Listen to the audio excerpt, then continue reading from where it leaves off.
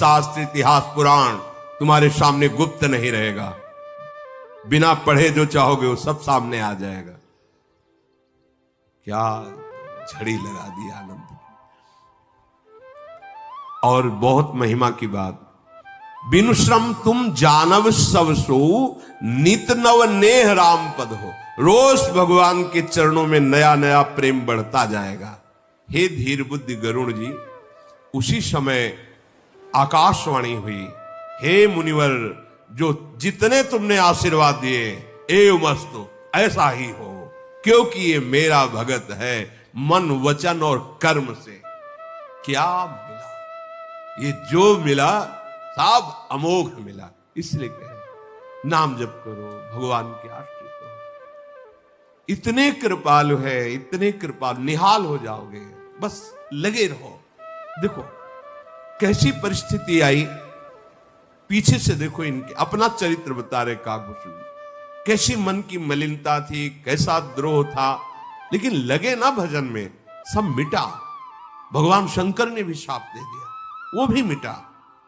लोमस जी की प्राप्ति, उन्होंने भी शाप दिया, वो भी मिटा। और अब जो प्राप्त हुआ ये अमोघ अमोघ।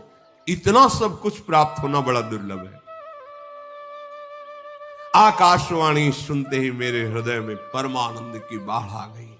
प्रेम मगन हो गया। मुनि की विनती की, आज्ञा पाकर चरण कमलों में बार बार नमस्कार करके मैं इसी नीलगिरी पर्वत पर आया।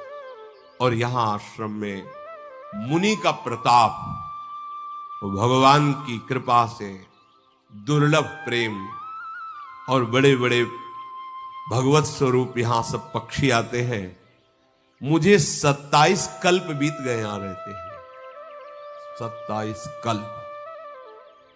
न उस पर्वत का विनाश हुआ है और न का शरीर का। 27 कल्प। कितना यहां निवास करते हुए 27 कल्प बीत गए। बस भगवान का नाम जपता रहता हूं और उनकी लीला चरित्र गान करता है। यह है जीवन। परम सिद्धों का भी यही जीवन है और सबसे बड़ी साधना भी यही है।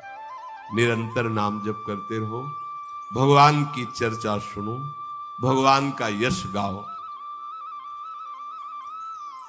और जब जब जिस कल्प में भगवान का अवतार होता है, यहीं से जाता हूं अवधपुरी में, भगवान के दर्शन करता हूं, फिर यहीं आ जाता हूं।